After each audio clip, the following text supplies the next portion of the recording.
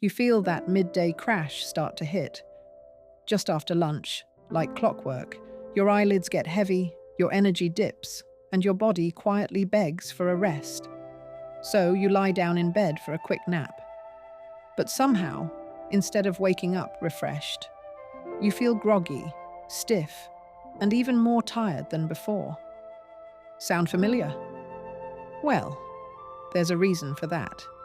And if you ask one 87-year-old doctor from the blue zones, regions where people live longer, healthier lives than anywhere else, she'll tell you something surprising.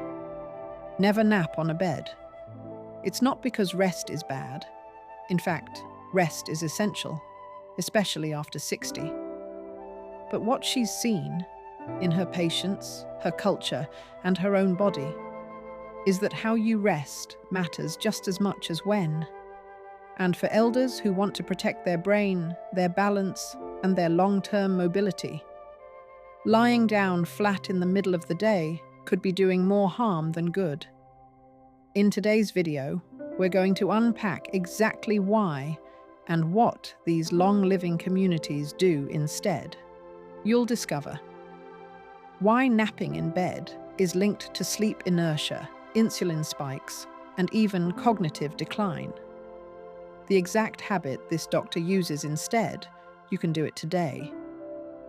And how a simple 20-minute tweak to your rest routine could improve your brain, balance, and mood, all without needing a full nap. And no, this isn't about avoiding sleep. It's about resting smarter. Because after 60, your energy is precious, and the way you manage it can either rebuild your health or quietly drain it. So let's start with a simple truth. Humans weren't designed to nap horizontally in the middle of the day. We evolved to have short, upright rest periods, usually after eating or working, to allow the body to digest, reset, and reorient. In places like Okinawa, Sardinia, and Nicoya, some of the longest living communities in the world, elders still follow this natural rhythm, but they don't crawl into bed at 2 p.m. Instead, they rest on a floor mat, a low bamboo recliner, or even just a shaded bench, feet up, body supported, but not fully lying flat. It's a posture that allows rest without full disengagement. Because here's what modern science shows us. When you lie flat in bed during the day, especially after eating, it can disrupt your blood sugar regulation, slow down digestion, lower your core body temperature, making it harder to wake up, and increase sleep inertia, that groggy brain fog feeling after you wake, and for women over 60. That grogginess can linger longer, increase fall risk, and even disrupt your nighttime sleep, which means your innocent nap could end up costing you far more energy than it gives back. So what does the Blue Zone doctor recommend instead? We'll cover that in the next section, a practice she calls passive upright restoration. But before we do, if insights like this help you think differently about your health and give you more control over how you age, I'd love for you to subscribe to the channel. We make videos like this every week, full of simple, science-backed wisdom designed to help women over 60 protect their minds, their bodies, and their freedom. More in a moment. Let's now explore exactly what to do instead of napping in bed, and why it works so well. The Blue Zone doctor calls it passive upright restoration. That's a fancy way of saying rest without lying down. And for her, it's a non-negotiable part of every afternoon. A gentle pause that restores her mind and body without triggering grogginess, blood sugar crashes, or nighttime sleep issues. So what does it look like? For her, it's a simple chair, placed near a window, with a soft cushion behind her back and a stool beneath her feet. She sits back at a gentle recline, not flat, not upright, just enough to let her spine relax and her belly rest. She sips warm water with lemon. She closes her eyes, and for 15 to 20 minutes, she simply breathes. No TV, no scrolling, no stimulation, just quiet rest in an upright position, allowing her nervous system to reset without putting her body to sleep. And here's what's so powerful about this practice. 1. It improves vagal tone. That's the activity of your vagus nerve, the part of your nervous system responsible for calming stress, improving digestion, and even supporting heart health. Sitting in an upright, restful position, especially after eating, stimulates this system gently, helping you feel more grounded and restored without crashing. 2. It supports blood flow. When you lie flat, your circulation slows down. But when you stay upright, even slightly reclined, blood keeps flowing freely to your brain and extremities. That's key for maintaining energy and preventing the brain fog many people experience after napping. 3. It preserves circadian rhythm. Your body's internal clock depends on clear signals like movement, light, and posture to regulate when you should feel alert versus tired. Midday naps in bed confuse this rhythm. Upright rest supports it. And most importantly, it helps protect what many doctors now consider the #1 risk for older adults: loss of mobility. Because when you train your body to recover and reset without lying down, you stay more responsive, more balanced, and more in tune with your environment. As the Blue Zone doctor says, rest should refresh the body, not confuse it.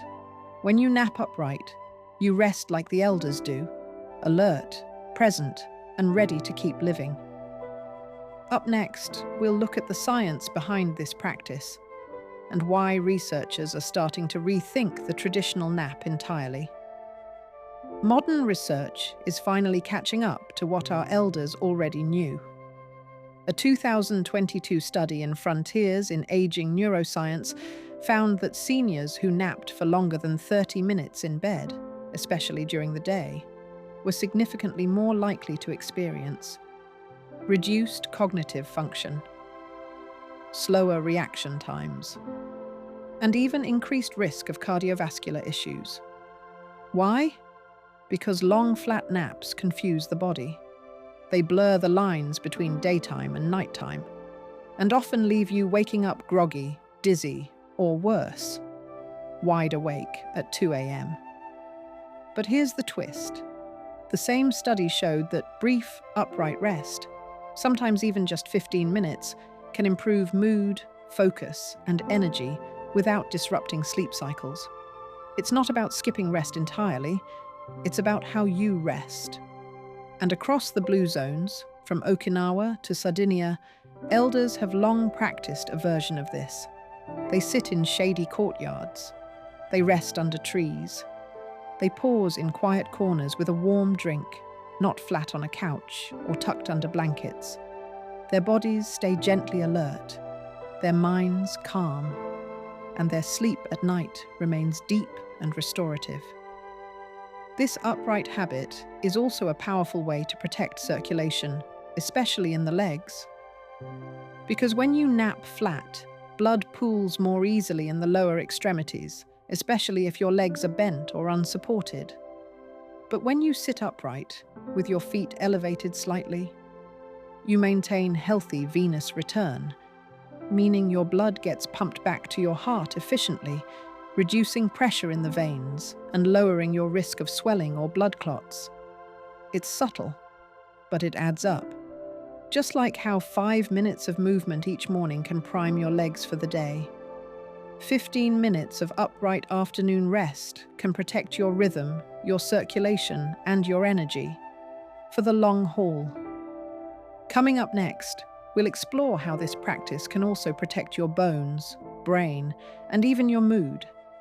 Let's talk bones. After 60, your skeleton becomes more sensitive to inactivity.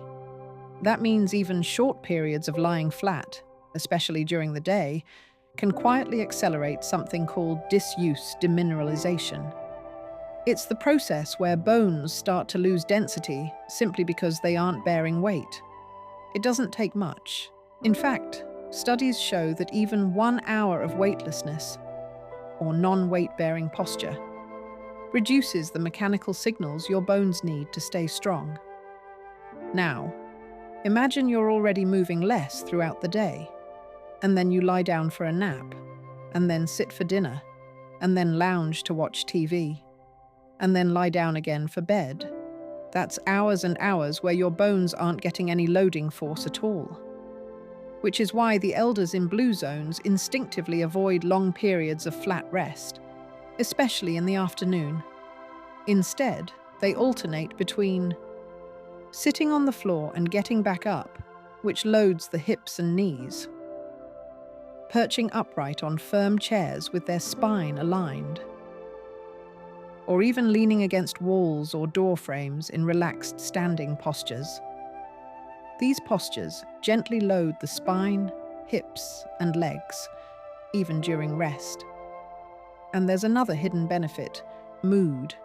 Daytime bed napping, especially for more than 30 minutes, has been strongly linked to increased risk of depression in seniors. That's not to say resting is bad, but the posture of rest matters. Upright rest supports better breathing, brighter alertness, and a sense of being in the world rather than withdrawing from it.